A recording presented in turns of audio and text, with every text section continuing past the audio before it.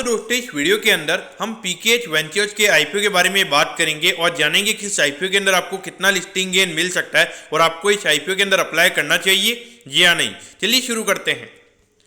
तो देखिए सबसे पहले हम ये जानेंगे कि ये कंपनी क्या काम करती है। तो देखिए जो कंपनी है 2000 में ये कंपनी स्टार्ट हो गई थी, यानी कि लगभग अगर आप देखोगे 22 से 23 साल ये कंपनी को स्टार्ट हुए हो चुके हैं। तो देखिए जो कंपनी है ये कंपनी हमें कंस्ट्रक्शन एंड डेवलपमेंट के अंदर हमें ये कंपनी काम करती हुई नजर आती है और उसके अलावा हॉस्पिटलिटी वाली जो सर्विसेज हैं उसके अंदर ये कंपनी हमें काम करती हुई नजर आती है। या नॉर्मली अगर आप देखोगे जो बिल्डिंग्स वगैरह होती है वो ये कंपनी बनाने का काम करती है। फिर उसके अलावा अगर हम हॉस्पिटलिटी के अगर हम बात करेंगे तो वहाँ पे कंपनी होटल्स को खरीद के फिर उसे मैनेज करने का कंपनी काम करती है और उसके अलावा कंपनी खुद भी होटल्स को डेवलप करने का भी ये कंपनी हमें काम करती हुई नजर आती है।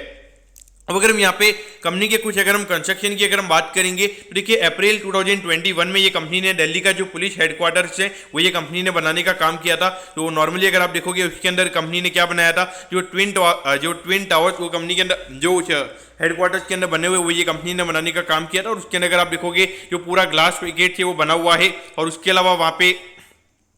एक स्टील का ब्रिज भी है जिससे ना जो दोनों टावर से वो हमें कनेक्टेड है, टोटल कनेक्टेड है, वो भी ये पूरा हेडक्वार्टर उन्होंने ये बनाने का काम किया था। उसके अलावा अगर हम देखेंगे तो अभी कंपनी यहाँ पे कुछ अमृतसर के अंदर अपना खुद का रियल एस्टेट का जो डेवलपमेंट है वो ये कंपनी स्टार्ट करना चाहती है और उसके अलावा यहाँ पे कंपनी जालोर के अंदर एक फूड पार्क यहाँ पे कंपनी बनाने वाली है और उसके अलावा अगर हम इंडोर के अंदर हम बात करेंगे तो वहाँ पे कंपनी एक कोल्ड स्टोरेज पार्क वहाँ पे कंपनी बनाने वाली है और एक रिसोर्ट यहाँ पे कंपनी बनाने वाली है, काफी रिसोर्ट बनाने वाली है। चिपलून महाराष्ट्र के अंदर यहाँ पे कंपनी एक रिसोर्ट भी यहाँ पे बनाने वाली है। ऑल ओवर देखा जाए तो यहाँ पे अच्छा खासा रियल एस्टेट डेवलपमेंट के ऊपर यहाँ पे कंपनी का फोकस हमें यहाँ पे नजर आता है, क्योंकि देखिए जब ये 4-5 प्रोजेक्ट जब ये कंपनी के हो जाएंगे तो उसके बाद में एक अच्छा खासा कैश फ्लो वहाँ पे कंपनी का आता हुआ नजर आएगा। उसके अलावा अगर हम देखेंगे तो यहाँ पे कंपनी कि खुद की यहाँ पे कंपनी ने खुद ने 2 होटल्स यहाँ पे मुंबई में बनाई हुई है। अगर हम दोनों होटल्स की अगर हम बात करेंगे तो गोल्डन चैरियट करके हमें एक ये जो होटल है ये कंपनी ने बनाई है। एक होटल की अगर हम बात करेंगे तो एक वसई के अंदर हमें यहाँ पे नजर आती है और एक यहाँ पे मुंबई का जो एयरपोर्ट है उसके पास में कंपनी की हमें यहाँ पे होटल नजर आती है। और उसके अलावा यहाँ पे कंपनी लगभग 180 होटल्स यहाँ पे कंपनी 2015 से हमें यहाँ पे मुंबई के अंदर यहाँ पे ऑपरेट करती हुई नजर आती है। तो ये जो होटल से कंपनी ने खुद ने खरीद के फिर उसके बाद में इसे ऑपरेट करने का कंपनी ने काम किया है। लेकिन ये जो 2 होटल्स के बारे में हमने पहले बात किया था ये कंपनी ने खुद नहीं बनाई है। उसके अलावा अगर हम देखेंगे तो अभी यहाँ पे 2 गवर्नमेंट प्रोजेक्ट भी यहाँ पे कंपनी को मिले हुए हैं, एक हाइड्रो पावर का प्रोजेक्ट है और उसके अलावा अगर हम देखेंगे एक नागपुर का प्रोजेक्ट हमें यहाँ पे कंपनी का नजर आता है। तो देखिए कंपनी की ऑर्डर बुक भी हमें अभी काफी अच्छी नजर आती है और कंपनी का खुद का भी यहाँ पे जो खुद का जो रियल एस्टेट डेवलपमेंट का जो काम है वहां पर भी हमें अच्छे खासे प्रोजेक्ट्स अभी यहाँ पे कंपनी के नजर आते हैं। यहाँ पर एक कंपनी की अगर हम सिविल कंस्ट्रक्शन वाली कंपनी की अगर हम बात करेंगे तो उसकी ये यानी कि एक सब्सिडरी कंपनी के अंदर यहाँ पे कंपनी उस कंस्ट्रक्शन का काम करने का काम करती है और उस कंस्ट्रक्शन का उसका कंपनी का नाम है गरुड़ा कंस्ट्रक्शन लिमिटेड। तो अगर आप देखोगे तो मुझे एक चीज़ यहाँ पे काफ़ी नेगेटिव लगी है, क्योंकि देखिए यहाँ पे कंपनी के सब्सिडरीज के अंदर कितना क्या डेट है तो वो हमें यहाँ पे पता नहीं रहेगा, क्योंकि यहाँ पर एज अ पेरेंट कंपनी हमें यहाँ पे ये कंपनी का आईपीओ आता हुआ नजर आ रहा है। तो ये जितने भी कंपनी के थोड़े अलग अलग बिजनेसेज हैं ये हमें कंपनी की सब्सिडरीज के फॉर्म में यहाँ पे नजर आते हैं। तो ये मुझे थोड़ा नेगेटिव यहाँ पे कंपनी का नजर आता है।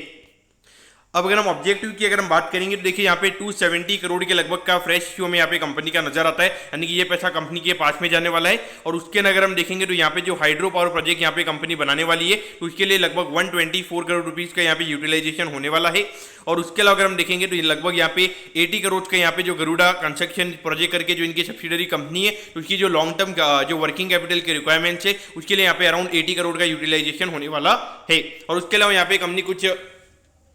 जो छोटी मोटी कंपनीज होगी उनके एक्विजिशन के लिए यहाँ पे फंड यूज करने वाली है, तो इसके लिए यहाँ पे लगभग 40 करोड़ का यूटिलाइजेशन होने वाला है। तो यहाँ पर अगर आप कहीं ना कहीं अगर आप देखोगे तो लगभग यहाँ पे अराउंड 20 से 25 करोड़ का आई थिंक अमाउंट और यहाँ पे बचता है, जो कि 270 करोड़ के लगभग का फ्रेश हुए। और यहाँ पे ये कंपनी ने नहीं बताया कि यहाँ पे जनरल कॉर्पोरेट पर्पसेज में कंपनी क्या करने वाली है, तो ये मुझे थोड़ा नेगेटिव फैक्टर यहाँ पे नजर आया है। तो देखिए 20-25 करोड़ का अमाउंट है जिसमें से आई थिंक अराउंड 2-3 करोड़ का यहाँ पे जो आईपीओ का एक्सपेंसिव है वो यहाँ पे कंपनी का लग जाएगा। लेकिन उसके बाद वाला जो बाकी का जो पैसा है मुझे लगता है कि यहाँ पे थोड़ा आईपीओ पार्टी वगैरह के हिसाब से मेरे ख्याल से कंपनी यहाँ पे खर्च करेगी।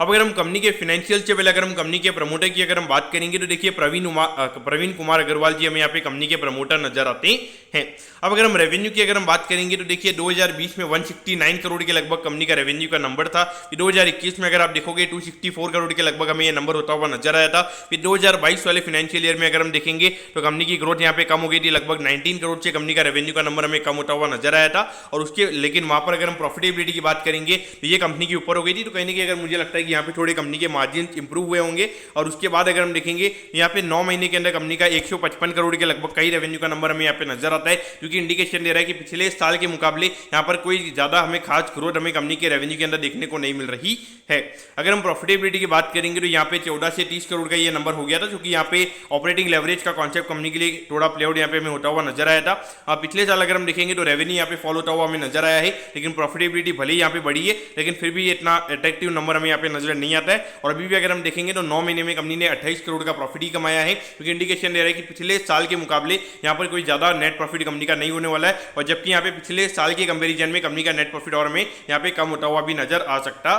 है। तो कहीं नहीं कि देखा जाए तो यहाँ पे ग्रोथ वाइज कोई फिनोमिनल हमें ग्रोथ यहाँ पे कंपनी की नजर नहीं आती है। और अगर हम प्रॉफिटेबिलिटी वाइज भी अगर हम बात करेंगे तो कोई ज़्यादा कंपनी के इतने मार्जिन नहीं है यहाँ पर। अगर आप देखोगे अगर हम 250 करोड़ के ऊपर अगर हम 40 करोड़ का अगर हम नंबर देखेंगे तो उसके हिसाब से आई थिंक अराउंड 14-15% के लगभग का नेट प्रॉफिट का मार्जिन हमें यहाँ पे कंपनी का नजर आता है। अब अगर हम आईपीओ के डिटेल्स के बारे में अगर हम बात करेंगे तो देखिए 30 जून को ये आईपीओ में ओपन होता हुआ नजर आएगा और 4 जुलाई को ये आईपीओ में क्लोज होता हुआ नजर आएगा। यहाँ पर अगर आपने साइंड में अगर आपने अप्लाई कर दिया और उसके अलावा अगर आपने आइडिया फोर्ज में अप्लाई कर दिया तो आप यहाँ पर इस आईपीओ में अप्लाई नहीं कर पाओगे। अब अगर हम यहाँ पे प्राइस की अगर हम बात करेंगे तो देखिए 148 रुपीज़ पर शेयर पे कंपनी शेयर दे रही है। 100 शेयर्स का हमें यहाँ पे लॉट नजर आता है, यानी कि एक लॉट को अप्लाई करने के लिए यहाँ पे 14,800 रुपये आपको लगने वाले हैं। अगर मैं टोटल इश्यू साइज की अगर मैं बात करूंगा तो 379 करोड़ का आईपीओ में यहाँ पे नजर आता है। इसमें से अराउंड 270 करोड़ का जो अमाउंट है वो यहाँ पे कंपनी के पास में जाएगा और 109 करोड़ के लगभग का जो पैसा है वो यहाँ पे कंपनी के प्रमोटर के पास में हमें जाता हुआ नजर आएगा। यहाँ पर एक अच्छी बात ये कि जो रिटेल कोटा है वो हमें यहाँ पे 35% नजर आता है, तो यानी कि 132 करोड़ के लगभग का रिटेल कोटा हमें यहाँ पे ये कंपनी का नजर आता है। यहाँ पर अगर आप देखोगे जो साइंट और आइडिया फोर्ज में दोनों में मिला के जितना रिटेल कोटा है उससे ज्यादा का रिटेल कोटा हमें यहाँ पे ये कंपनी के अंदर नजर आता है।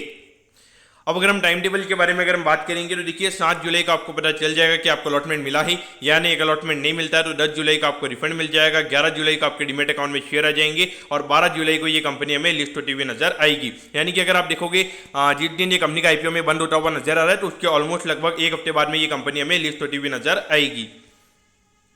अब अगर हम वैल्यूएशन के पैरामीटर्स की अगर हम बात करेंगे तो देखिए लगभग 1200 करोड़ के मार्केट कैप पे ये कंपनी का आईपीओ में आता हुआ नजर आ रहा है। और अगर हम इस साल की अगर हम लगभग 40 करोड़ की अर्निंग्स अगर हम ये कंपनी की मान के चलते हैं तो उसी हिसाब से अगर आप देखोगे अराउंड 30 का पी रेशियो में यहाँ पे ये कंपनी का नजर आता है। तो अब आप बोलोगे कि आईपीओ के हिसाब से ये जो वैल्यूएशन का नंबर है तो एक नॉर्मल काइंड ऑफ वैल्यूएशन है, लेकिन देखिए अगर हम यहाँ पे रिटर्न रेशियो की अगर हम बात करेंगे तो रिटर्न जो आरओसी है कंपनी का वो हमें यहाँ पे 15% का ही नजर आता है और आरओई का नंबर भी हमें यहाँ पे 12% का ही नजर आता है। तो देखिए नॉर्मली अगर हम देखेंगे जहाँ पे जो रिटर्न रेशियोज होते हैं वो काफी कम होते हैं, यानी कि कंपनी का अगर आरओई काफी कम होता है तो वहाँ पे नॉर्मली मार्केट ज्यादा पी रेशियो देने का नहीं सोचता है, क्योंकि अगर आपका रिटर्न ऑन इक्विटी काफी कम है तो यानी कि आप ज्यादा अच्छे तरीके से ग्रो नहीं कर पाओगे। और अगर हम यहाँ पे फाइनेंशियल्स की भी अगर हम बात करेंगे तो कोई ज्यादा हमें रेवेन्यू ग्रोथ कंपनी के अंदर देखने को नहीं मिल रहा है, प्रॉफिटेबिलिटी भी कोई इतनी ज्यादा अच्छे तरीके से हमें ग्रोथ भी नजर नहीं आ रही, तो फाइनेंशियल भी इतने ज्यादा हमें यहाँ पे कोई अट्रैक्टिव यहाँ पे नजर नहीं आते हैं। अब अगर हम करंटली अगर हम जीएमपी की भी अगर हम बात करेंगे लगभग 7 रुपीज पर शेयर का जीएमपी हमें यहाँ पे नजर आता है, यानी कि लगभग 4 से 5% का जीएमपी हमें यहाँ पे कंपनी का नजर आ रहा है,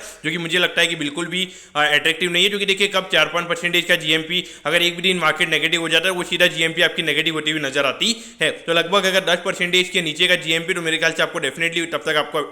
अप्लाई नहीं करना चाहिए।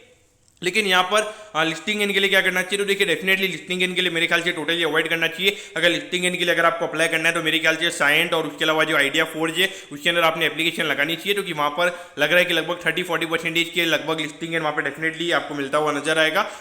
हाल फिलहाल में भी करंटली जो ग्रे मार्केट प्रीमियम है वो तो हमें ये इंडिकेट करता हुआ नजर आ रहा है। लेकिन अगर हम इसकी अगर हम बात करेंगे तो देखिए इसकी ऑर्डर बुक वगैरह काफी अच्छी है। और उसके अलावा अगर हम देखेंगे तो अभी जो कंपनी को फंड मिलेगा तो मार्केट में मैंने ये देखा है कि कभी भी अगर फ्रेश इश्यू अगर होता है तो वहाँ पे लगभग उसके 1 से 1.5 साल में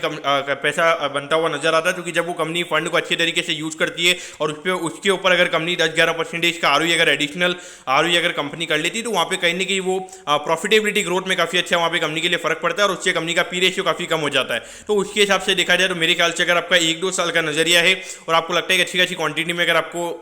यहाँ पे रिस्क लेना है तो मेरे ख्याल से आप यहाँ पे ले सकते हो, क्योंकि मेरे ख्याल से मुझे लगता है कि यहाँ पे अगर बुल मार्केट अभी चालू हो रहा है तो मुझे नहीं लगता कि यहाँ पे कोई ज्यादा में ये स्टॉक गिरता हुआ नजर आएगा। लेकिन अगर आपका लिस्टिंग गेन के पॉइंट ऑफ व्यू से अगर आपको अप्लाई करना है तो मुझे नहीं लगता कि यहाँ पे कोई ज़्यादा लिस्टिंग गेन देखने को मिलेगा। लगभग 500% ऊपर की लिस्टिंग हो जाएगी या फिर 500% हमें यहाँ पे नीचे की लिस्टिंग यहाँ पे देखने को मिलेगी। अभी जिस तरीके से मार्केट हमें लग रहा है तो मुझे लगता है कि नेगेटिव में तो लिस्टिंग नहीं होगी, लेकिन अगर एकदम से अगर मार्केट में अगर कुछ हो जाए, क्योंकि देखिए अगर कभी भी कुछ नेगेटिव फैक्टर मार्केट में अगर आ जाता है तो हम उसका कुछ कह नहीं सकते हैं। तो दोस्तों मैं कहता हूँ कि पीकेएच वेंचर्स के आईपीओ के बारे में आपको सब कुछ समझ में आ गया होगा। अगर आपकी कोई भी क्वेरीज है आप कमेंट कीजिए, मैं जरूर आपके कमेंट पर रिप्लाई करूंगा। ओके दोस्तों, thank you, have a nice day.